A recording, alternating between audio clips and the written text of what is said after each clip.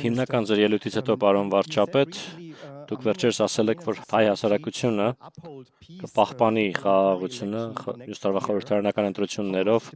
Խաղաղության գործընթացը որքանով է կապված ձեր անձի հետ եւ ինչքանով է դա նաեւ ինչ որ առումով ձեր հիմնական պատմական ժառանգությունը լինելու Թավշյա հեղափոխությունից հետո ինչպես եք տեսնում դա։ Սա կարևորագույն վճռորոշ ընտրություն է, կարող ենք ասել, Թավշյա հեղափոխությունից հետո ինչպես եք տեսնում ձեր պատմական ժառանգությունը եւ ձեր դերը նաեւ այս առումով։ Շնորհակալություն, շատ շնորհակալություն։ Ինչ խոսք, մոտալուտ ընտրությունները շատ կարևոր են, քանի որ իմ գնահատմամբ դա պատմական հնարավորություն է մեր երկրի համար, իմիջիայլոց նաև մեր տարածաշրջանի համար, թևակողելու ամբողջովին այլ փուլ մեր պատմության մեջ։ Ուստի նկատի ունեմ իսկապես հիմա մենք ունենք աննախադեպ հնարավորություն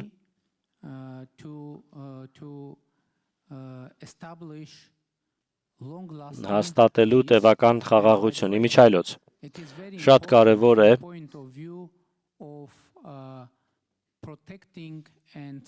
պաշտպանելու եւ ամրապնդելու համար պետականությունը, անկախությունը, ինքնիշխանությունը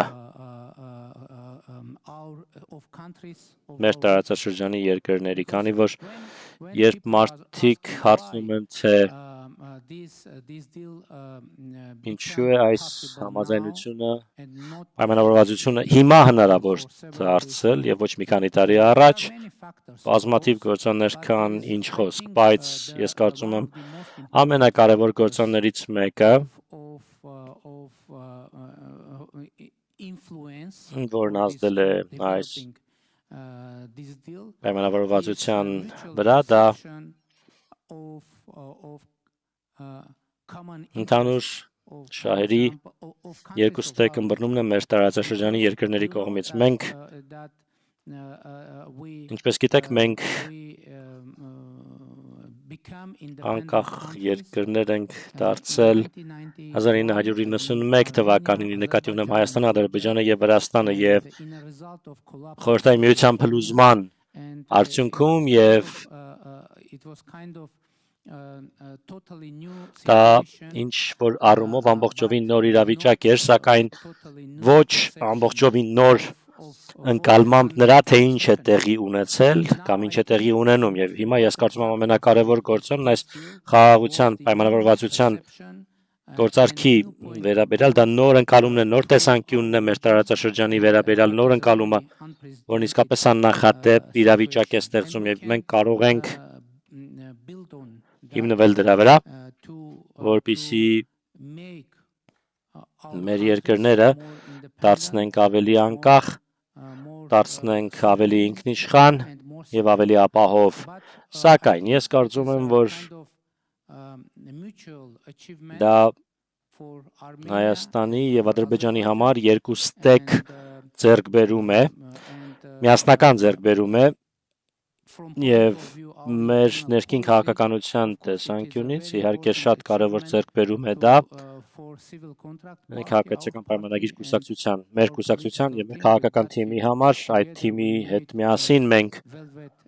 Թավշյա ոչ բռնի ժողովրդական հեղափոխություն իրագործեցինք 2018 թվականին եւ ես շատ ուրախ եմ, որ մենք կարողացանք անցնել այս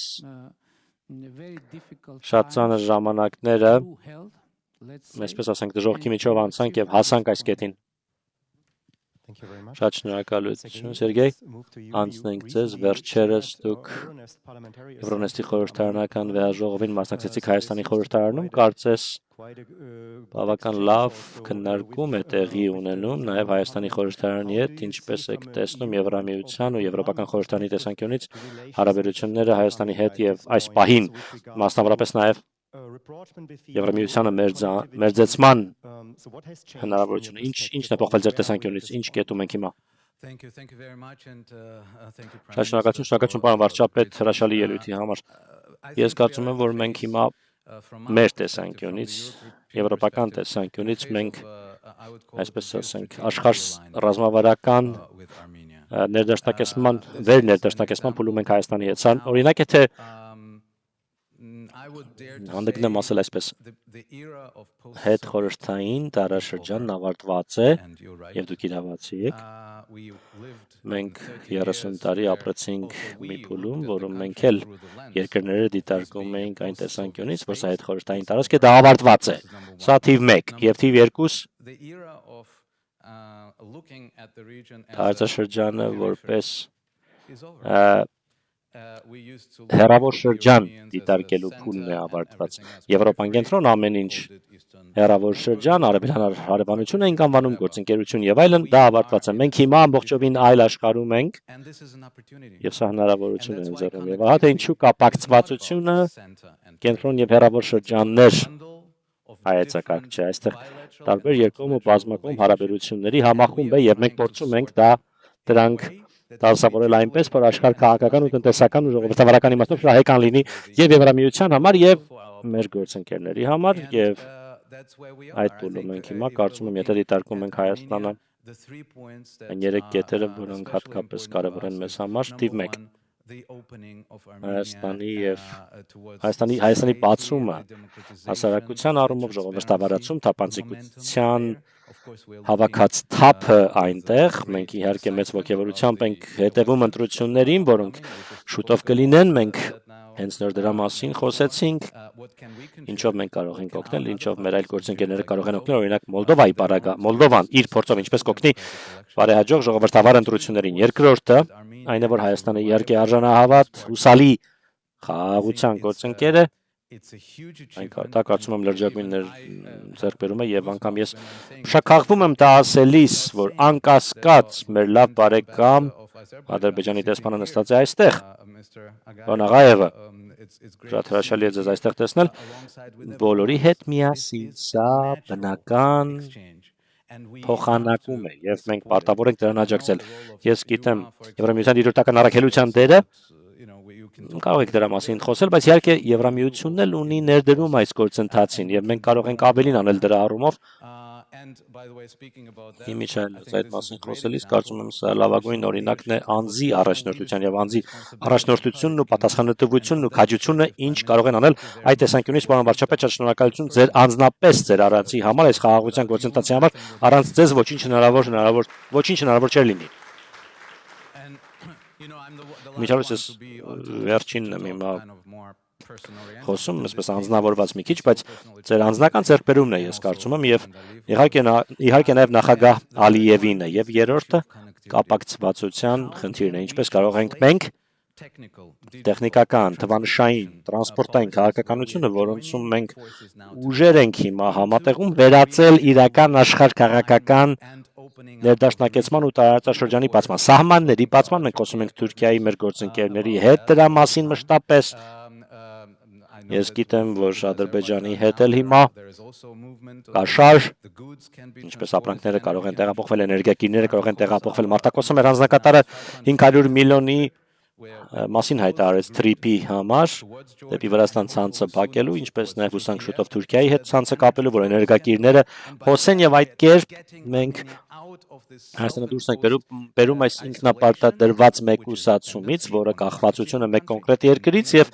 այն բերում իսկապես բազմակողմ տարածաշրջանային համատեքստի մեջ եւ այստեղ է որ Եվրոպան իսկապես կարող է աջակցել ու մենք պատրաստ ենք դա անել։ Շնորհակալություն, շատ շնորհակալություն։ Մեկ հարց եմ ուզում ավելացնել, կարծում եմ մեկ հիմնական խոչընդոտ կա վերջապես խաղաղության համաձայնագիրը ստորագրելուն, դա սահմանադրության փոփոխությունն է Հայաստանում։ Երբ եք ակնկալում, որ դա տեղի կունենա կամ տեղի կունենա արդյոք եւ ինչ է կարծում հայերը կաջակցեն դրան։ Շատ շնորհակալություն։ Մեր ռազմավարությունը հետեւյալն է։ Հայաստանը դարձնել այնպիսին, որ կարողանա մեր տարածաշրջանում ապրել առանց արտաքին օգնության եւ արտաքին աջակցության։ Այսպիսով, ես կարծում եմ, որ շատ կարևոր նրբություն է սա։ Արտաքին կապերը միջազգային հանրության հետ կամ գործընկերների հետ ընդհատելու մասին չէ խոսքը։ Մեր նպատակն է կարողանալ քննարկել մեր տարածաշրջանային օրակարգը մեր տարածաշրջանի երկրների հետ եւ կարողանալ ստեղծել այսպես ասեմ, ներդաշնակության համերաշխության մթնոլորտ, որքան դա հնարավոր է, քանի որ մենք ցանկանում ենք, երբևէ չենք ունենա իրավիճակ, որում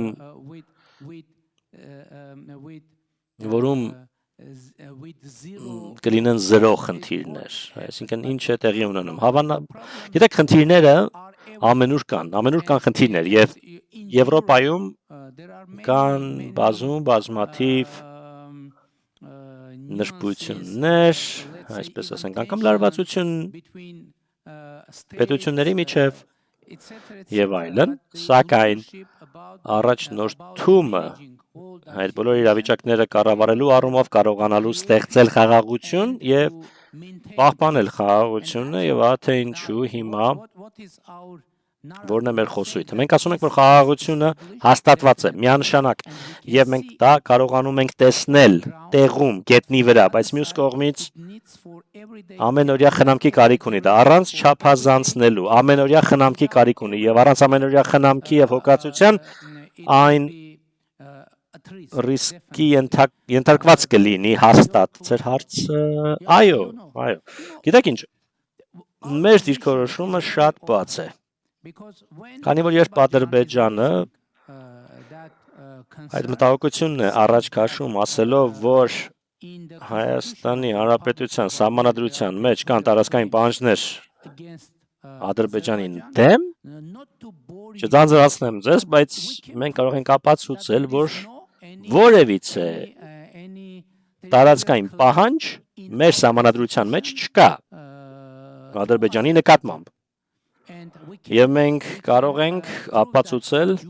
դա դե յուրե եւ ապացուցել դա գործնականում ավելին, գիտեք, Հայաստանում էլ գիտեք կան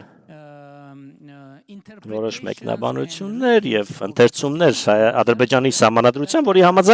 որոնց համաձայն տարածքային պահանջներ կան Ադրբեջանի սահմանադրության մեջ Հայաստանի նկատմամբ, սակայն ինչու մենք չենք առաջ քաշում այդ հարցը, ինչու մենք առաջ չենք քաշում, չենք բարձրացնում այդ հարցը, որովհետև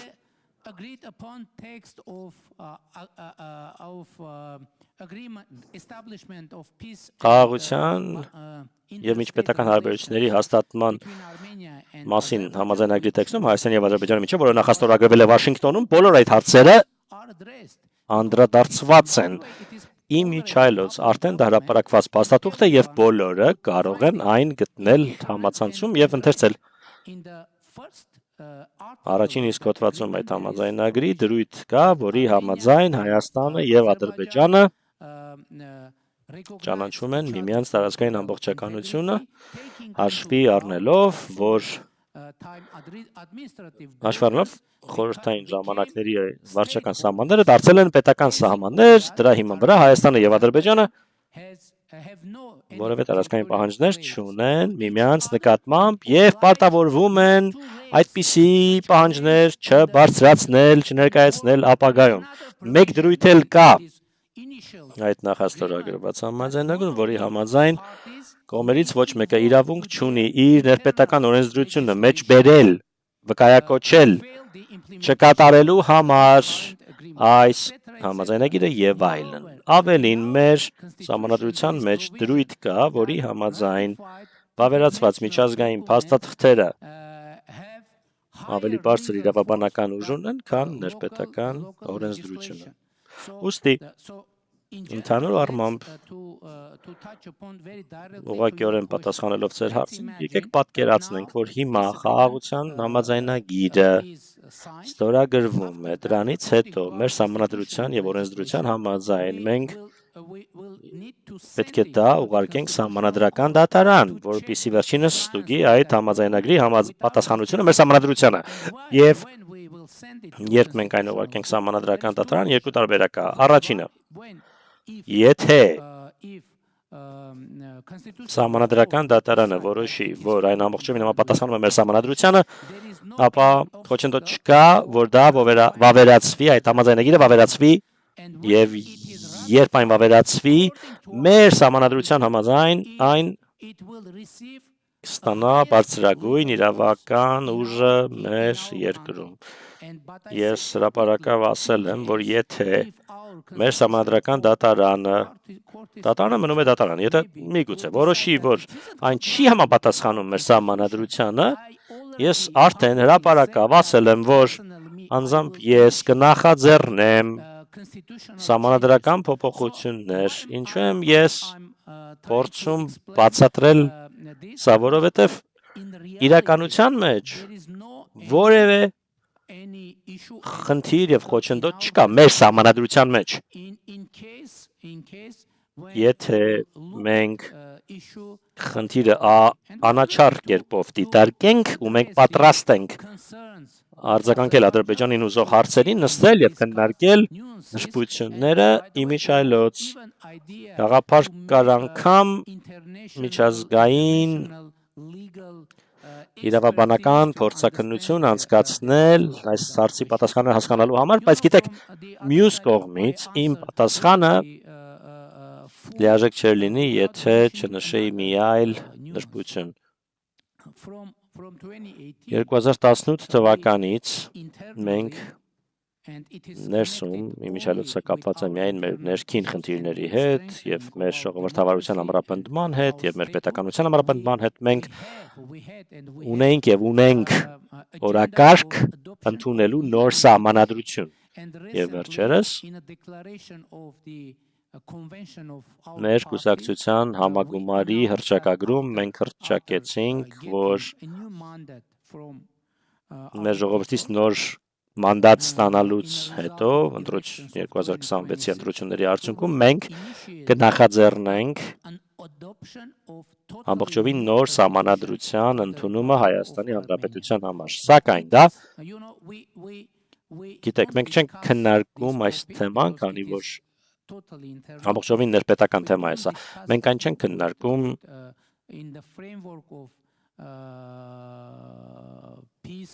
Ադրբեջանի հետ խաղաղության շրջանակում, քանի որ դա ամբողջովին մեր ներքին խնդիրն է եւ այո, ես համոզված եմ, որ մեր ժողովուրդը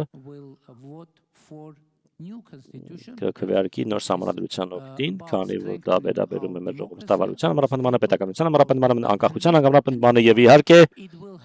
այն հնարավոր է ունենա որոշ տարածաշրջանային ու միջազգային ազդեցություն եւս։ Շատ շնորհակալ։ Քիչ ժամանակ մնաց հարցերի համար Ադրբեջանի դեսպանին առաջինը խոսքը կտամ։ Բարեկալուց Գերմանիա, պարոն վարչապետ, ես ամբողջովին համաձայն եմ մեր տարածաշրջանում վիթխարի վերափոխում է տեղի ունենում, աներևակայելի, որը մի քանի տարի առաջ հնարավոր չէր պատկերացնել։ Սա ամենակայուն ու խաղաղ ժամանակաշրջանն է մեր հարաբերություններում, որին մենք հասել ենք եւ դուք եք հասել։ Մեր անկախությունը ձեռք ենք բերել։ Մենք նաեւ թեթևացել ենք, որ հաջորդ ապագա սերունդները, մեր երեխաները, թոռները չեն ժառանգի այս ցավոտ ու տևական հակամարտությունը եւ հուսանք մշտապես կապեն խաղաղության մեջ եւ Ադրբեջանը իհարկե նախաձեռնողն էր խաղաղության օրակարգի, մենք գործել ենք հստակ եւ նպատակային, դուք էլ նշեցիք իրական օգուտները խաղաղությունը բերում է օգուտները, մենք կարևոր քայլեր ենք ձեռնարկել ու այլ կարևոր քայլեր էլ դեռ կձեռնարկենք հուսանք շուտով եւ մենք իհարկե հույս ունենք, որ մեր ձեռք բերած Վաշինգտոնյան համաձայնությունները կյանքի կկոչվեն լիարժեք, այդ թվում իհարկե այդ ճանապարհը տրիփ ուղին, որը անխոչնդոտ կապակցվածություն կապահովի Ադրբեջանի եւ իր Նախճեվան շրջանի միջև, որը մեծագույն կարևորություն ունի։ Ինչ վերաբերում է վերջին խոչընդոտին, սահմանադրությանը մենք հույս ունենք, որ դա էլ կվերացվի, որովհետեւ մենք կարողանանք պաշտոնապես ստորագրել խաղաղության համաձայնագիրը։ Հիմա արդեն մենք ապրում ենք խաղաղության տարաշրջանում, երկու կողմերը դա ընդգծում են։ Եվ մի թեթև նոտա, մեր գերմանացի ընկերները սիրում են մեզ միշտ հիշեցնել, դիտարկենք գերմանա-ֆրանսիական օրինակը, բայց ես պիտի ասեմ, որ ճշմարտությունը հետևյալն է, Գերմանիայից ու Ֆրանսիայից 18 տարի պահանջվեց։ Մեզից 5 տարի պահանջվեց խաղաղության հասնելու համար։ Ուստի մեր ադրբեջանը հայկական համատեղ թիմը հաղթեց մյուս թիմին 13 տարով։ 13 տարվա տարբերությամբ մեզ կարող ենք այս առումով շնորհավորել։ Մեր ժողովուրդները խաղաղ միասին ապրել են ու մենք կարող ենք դա նորից անել, ես դրա մեջ համոզված եմ, ու Ադրբեջանը վճռական է այդ ճանապարհով ընթանալու դեպի խաղաղություն, կայունություն եւ բարեկեցություն մեր տարածաշրջանում։ Շնորհակալություն։ Շնորհակալություն։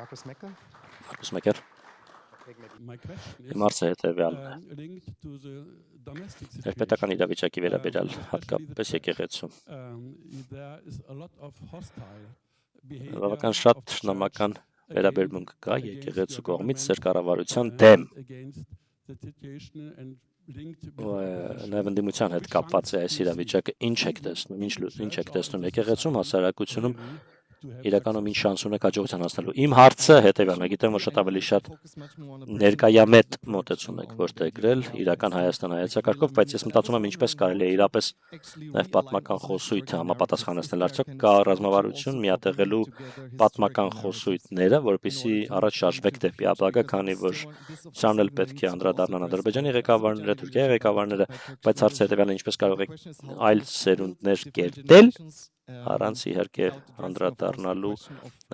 պատմության կրթությունը փոխելու հարցին, որը կարող է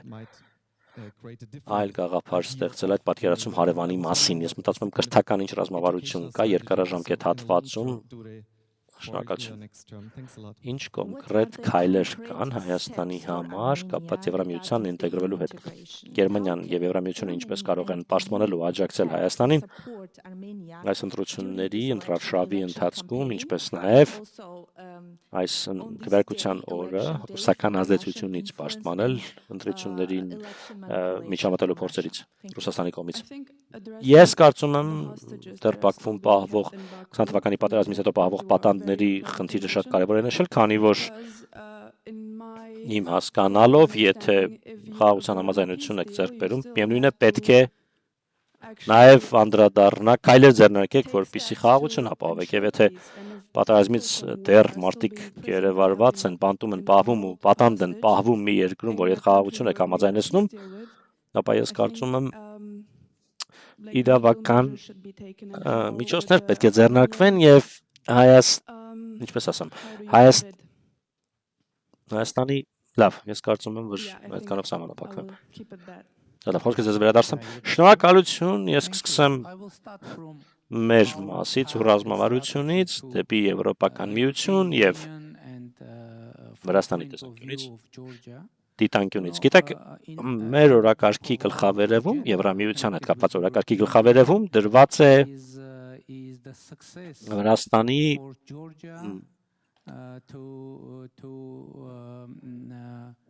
Եվրամիության հետ համաձայնության հասնելու ռազմավարությունը։ Անկեղծ ասեմ, ինչու եւ երբ մենք ընդունեցինք այդ եվրոպական ռազմավարությունը, երբ Վրաստանը ստացավ Եվրոպական միության տեխնոծուի կարգավիճակ, եւ մենք զգացինք, որ մեր ճանապարհը ուղին դեպի Եվրոպական միություն բացվում է, ու մենք տեսանք հնարավորություն մեզ համար եւ դրանից հետո դժբախտաբար որոշ խնդիրներ ծագեցին Եվրոպական միության եւ Վրաստանի միջև հարաբերություններում եւ կարծում եմ, որ դա ամենաշոշափելի խնդիրներից մեկն է Հայաստանի համար եվրոպական դիտանկյունից եւ բնականաբար, ու ես կարծում եմ, այս իրավիճակի հանգուցալուծումը Հայաստանի համար շատ կարևոր է։ Ինչ վերաբերում է պատմության։ Գիտեք, շատ կարևոր է որոշել, թե ինչպես հարաբերվել պատմության հետ։ Դա շատ կարևոր է։ Գիտեք, կա շատ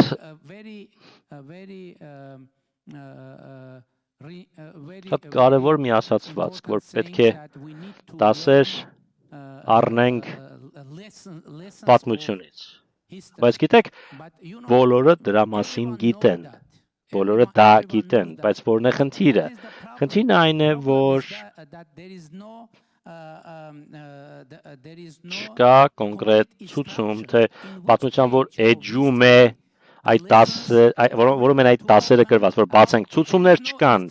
որ վերցրեք պատմության դասագիրք, չգիտեմ, որը տպվել է 1972 թվականին Գերմանիայում կամ Ռուսաստանում կամ Հայաստանում, բացեք տվյալ 173-րդ էջը եւ այդտեղ առաջին պարբերության մեջ էջի գրված են պատմության դասերը։ Մեր տեսանկյունը ուստի հետևյալն է։ ընդ որում մեր տեսանկյունը մեզ համար, մեր երկրի համար ու մեր ժողովրդի համար հետևյալն է, ամենակարևոր ուղերձը մեր պատմության դա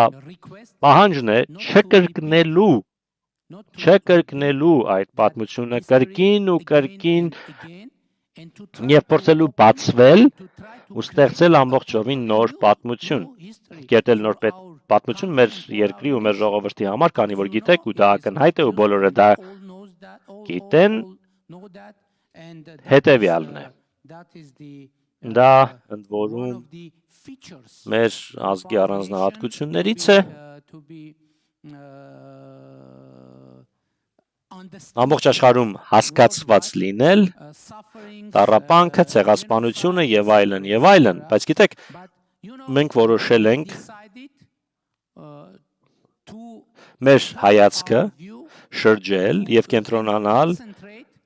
այն ուղղությամբ, որ չկրկնվի այդ պատմությունը եւ դա ամենակարևոր ներդրումը, ամենակարևոր տուրքը կլինի պետականությանը, ինքնիշխանությանը, անկախությանը, բարեկեցությանը եւ խաղաղությանը մեր երկրի համար, քանի որ դա կլինի կարևորագույն ներդրումը, հարգանքի տուրքը մեր ազգի բոլոր նահատակներին, բոլոր ժամանակների բոլոր նահատակներին եւ դա է մեր ռազմավարությունը։ Իմիջիայլոց չկա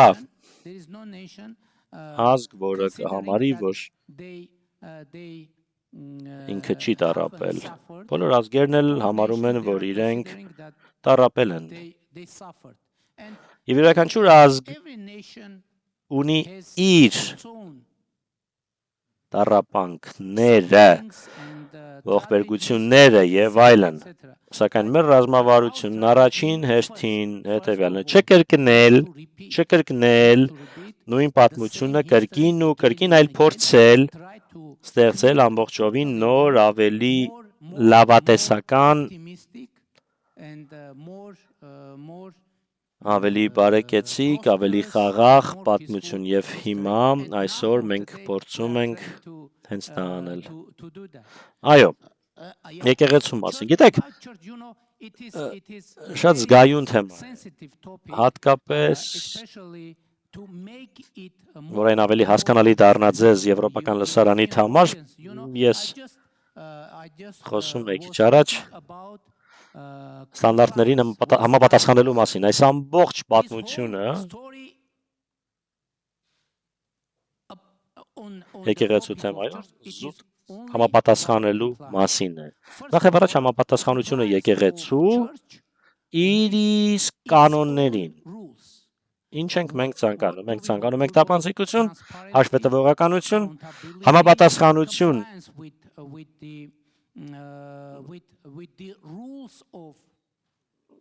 այսպես առաքելական եկեղեցու կանոններին,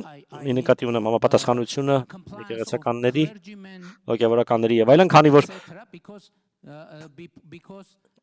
չհամապատասխանելու իրավիճակը հոգևորականներին դարձնում է ավելի խոցելի արտաքին ազդեցության նկատմամբ եւ նրանց կներեք, որ այսպես եմ ձևակերպում, գործիք դարձնելու արտաքին ազդեցության համար։ Մենք ընդամենը ուզում ենք համապատասխանություն լինի։ Ընդհանրապես եկեղեցու եւ հոգևորականների,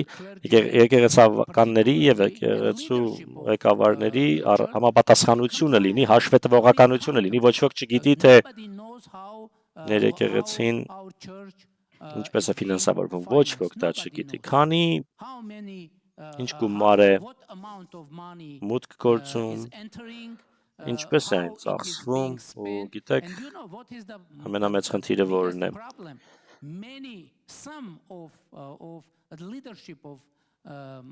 Հոգևորականների ղեկավարներից ոմանք ապրում են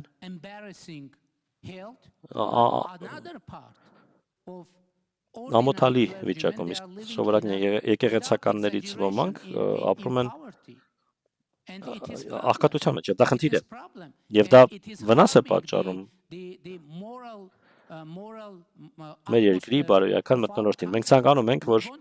արժեքահեն հասարակություն լինի, բայց ես ասում եմ, որ հնարավոր չէ ունենալ արժեքահեն հասարակություն, երբ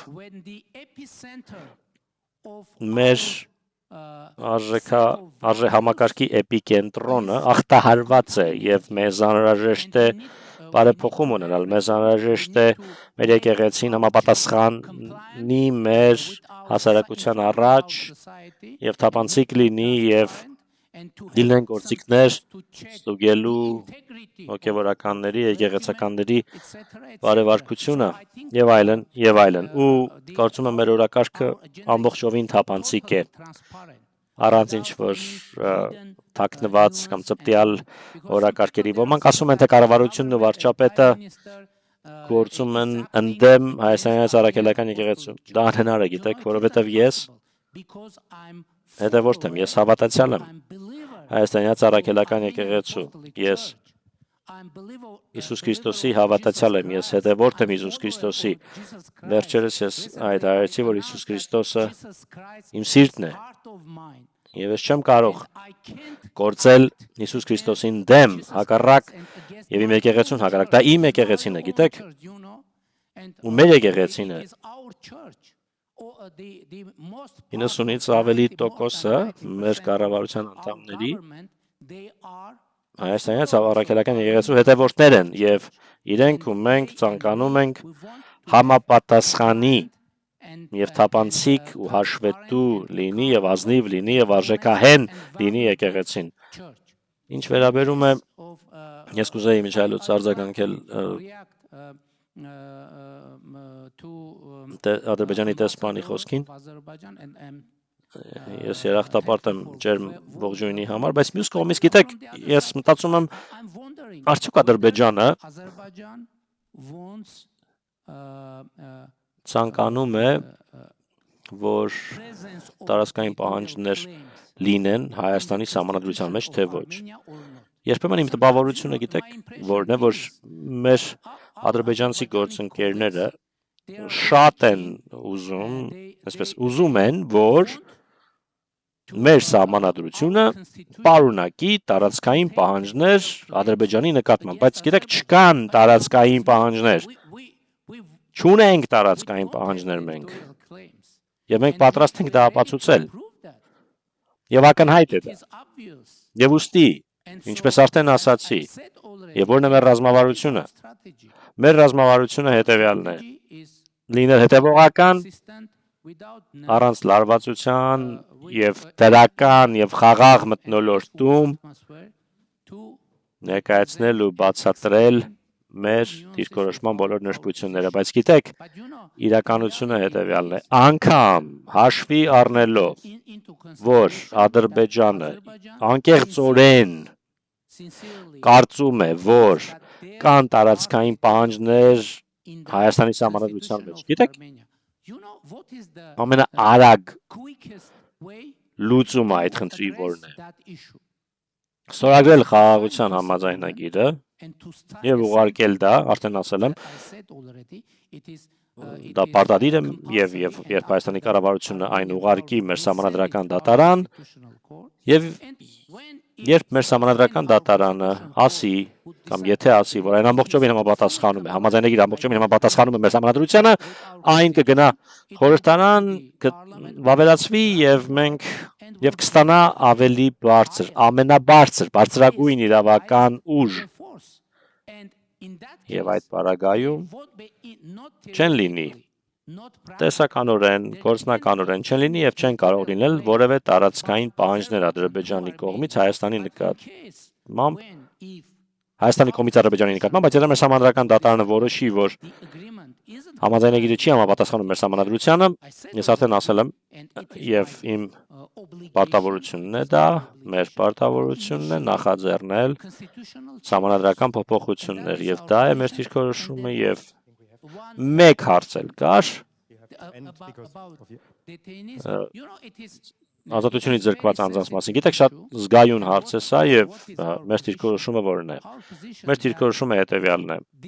որ այս խնդիրը կհասցեագրվի ավելի հեշտորեն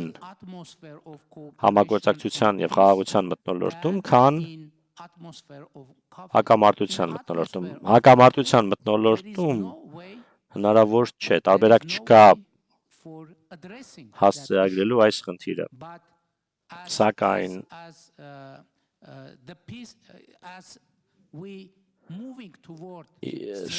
քանի որ մենք ընթանում ենք խաղաղության ամրապնդման ուղղությամբ,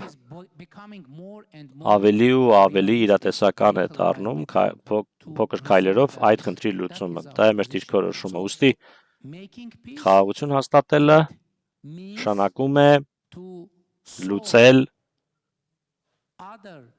այլ խնդիրները նույնպես։ Դա է մեր ընկալումը։